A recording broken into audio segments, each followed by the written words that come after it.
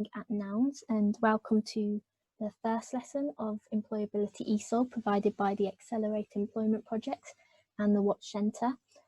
Some of you may have joined us on Tuesday, and if so, you can use this as a quick revision class.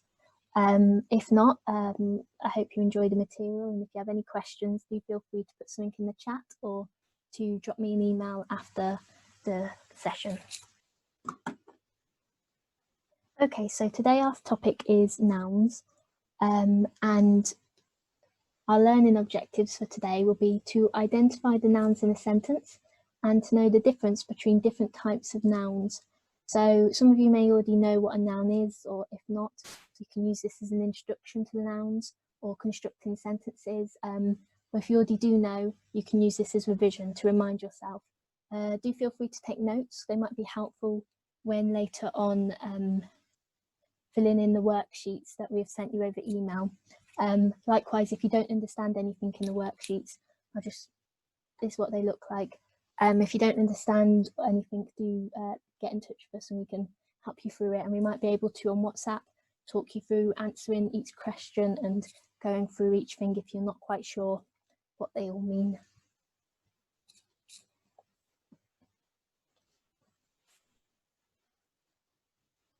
Okay, so today we're looking at different types of nouns, common nouns, proper nouns, compound nouns, and abstract nouns.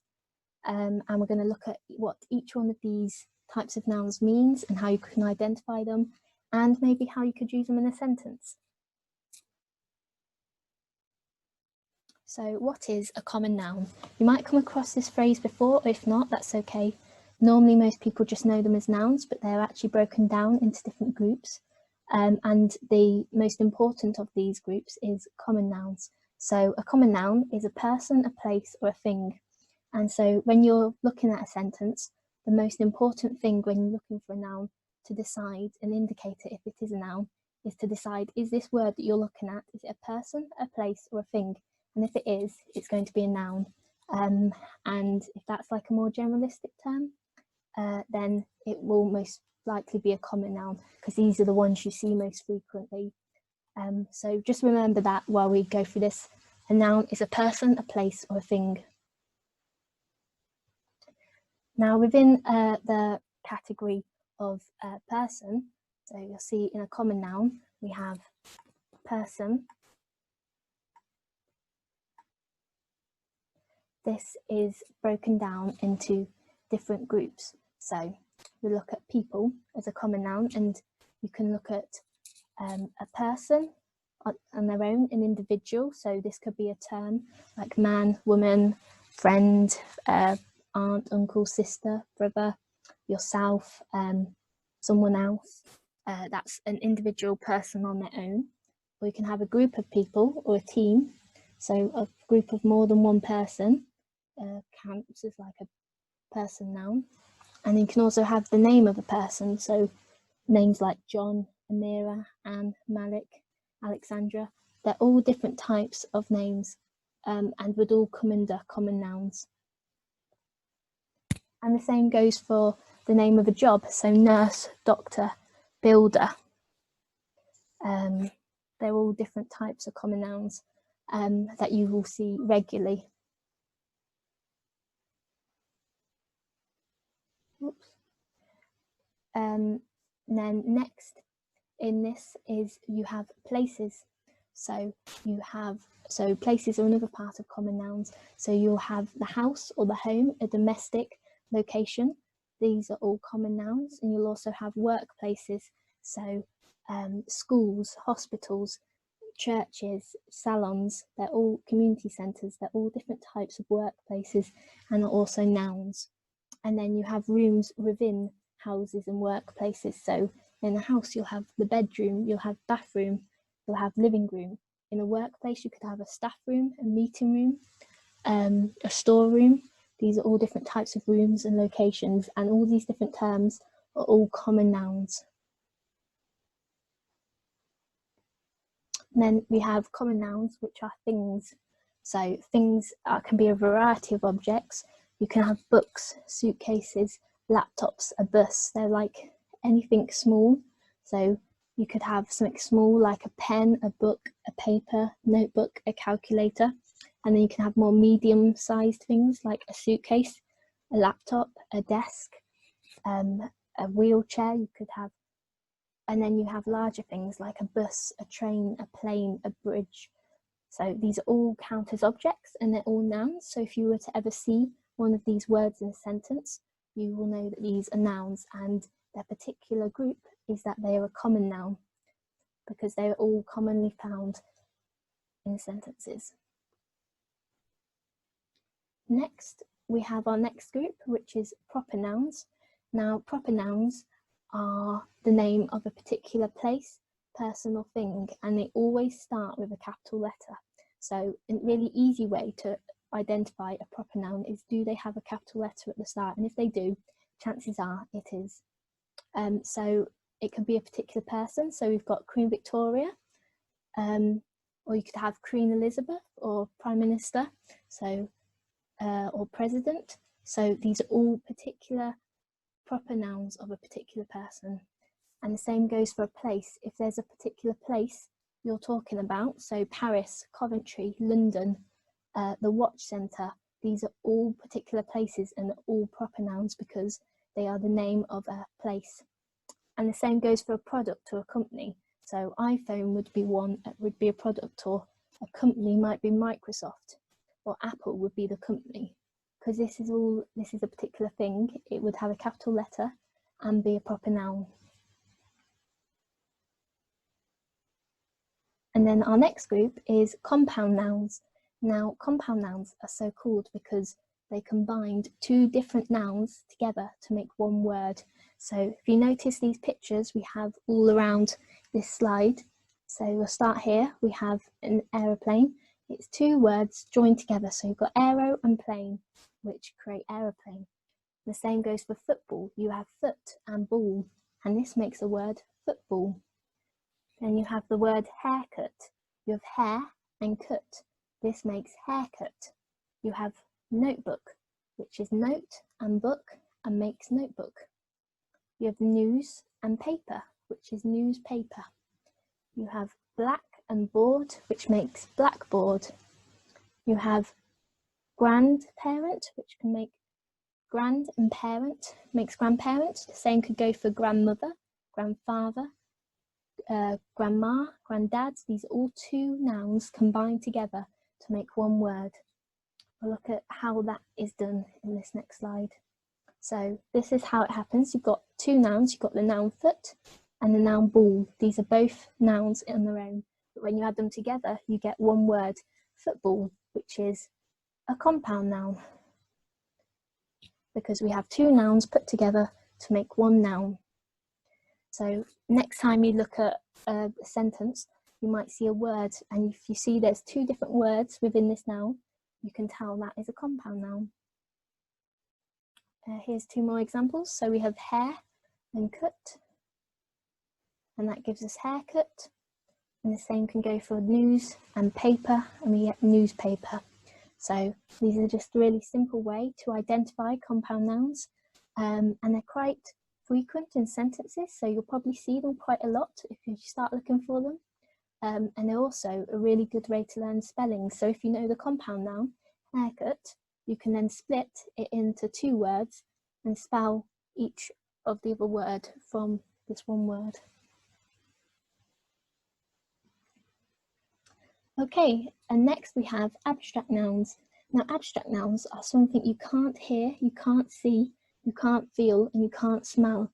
So if you see a word and it's maybe an opinion or an idea of something, you can't see it, you can't hear it, you can't smell it, and you can't touch it. So that is what we would call an abstract noun. And they're still nouns, even if it's not a physical object. Now, good examples of abstract nouns can be emotions or ideas. So with emotions, you could feel sadness, happiness, confidence. These are all abstract nouns because you can't see, hear, touch, or smell it. So it is not a physical thing, but it is still a noun. And the same goes for ideas or opinions or wishes. These are all abstract nouns. So here's a couple of examples of abstract nouns. Skills and qualities. Now, these are really good for putting in job applications, and so this is a good example to use right now to demonstrate what an abstract noun is. So a skill. Now, a skill is when you have experience of doing something, maybe doing it very well, when you're very good at doing something and you can show that you are. So something like teamwork, communication, or leadership. They're all different skills which most of you will have or are developing. And they are also abstract nouns because you can't see, smell, touch, or hear them. They just are, and they are nouns in a sentence. And the same goes for qualities. Qualities are, say, they're like something in your personality, something you might be good at or known for. People might think of you and go, oh, that person is confident, they know you, and that is a quality. So confident, motivation, and creative. These are all different types of qualities, things you can develop or things you might already be very good at. And they're also great to put in CVs or job applications or talk about in interviews. But when we're looking at a sentence and writing a sentence, these all come under the term abstract noun. Okay, so here's a quick example. We have the abstract noun teamwork. Now, teamwork is a key skill. And when we look at what the definition of teamwork is, it means working together in a group of more than one person. But obviously, it's not a physical thing. So it is an abstract noun. So it's not like a chair. It's an idea of a thing. So that's how we know it's an abstract noun.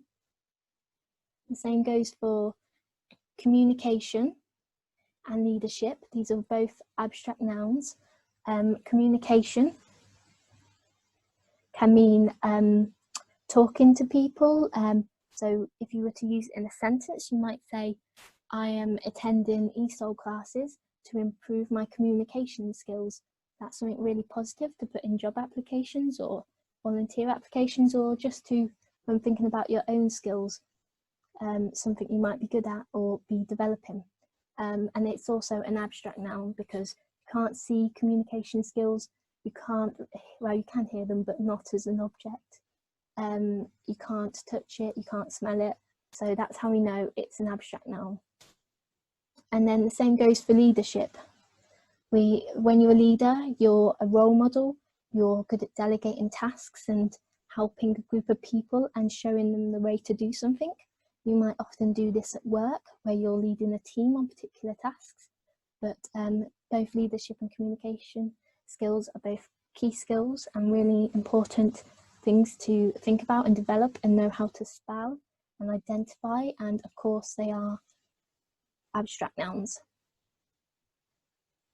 And then here are 3 other examples of other types of abstract nouns. We have 3 qualities. So if we remember that a quality is something that could be part of your personality, something you're good at, something you're known for, something you do a lot of the time.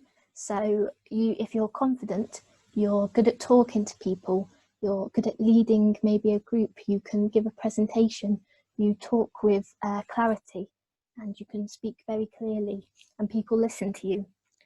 And now confidence is a type of abstract noun because you can't see it, you can't hear it, you can't smell it, you can't touch it, but it still is, it's still a characteristic. So it's still an object, so it is a noun and it's an abstract noun. Creative might mean you're good at making things or doing things, or thinking outside of the box. These are all very positive things to put in applications, but of course it's also an abstract noun. And the same goes for motivation. To be motivated or to have motivation means you have a lot of energy to do something. So the fact you're here, coming to an ESOL class, shows that you're very motivated to improve your English. And if you keep attending this or other classes, or you spend time maybe doing different work at home to practice your ESOL, that shows you're very motivated, that you're always putting energy and time into becoming to be better at something or doing something more, which shows you're motivated. And that's motivation, which is an abstract noun and a quality. Okay, so when we think about what we've just gone over, really the key thing to remember when we think about nouns is that a noun is a person, a place, or a thing. So if we were to say, look at this, our title, lesson review, we'd think, what is our noun in this sentence? Now we think, is lesson, we'll start with this word, is lesson, is it a person? No, it's not a person, so maybe it's not a noun. Is it a place? No, lesson's not a place. A classroom's a place, or a computer's a place. Zoom is a place, but lesson, that's not a place. But then we think about, is it a thing? It does sound like a thing, doesn't it? So that implies that a lesson is a noun. So we know in our title that lesson is a noun because it is a thing. And if you do this to words you come across, and if you're not sure if it's a noun or not, think about, is it a person? Is it a place? Or is it a thing? And if it's not, it's probably not a noun.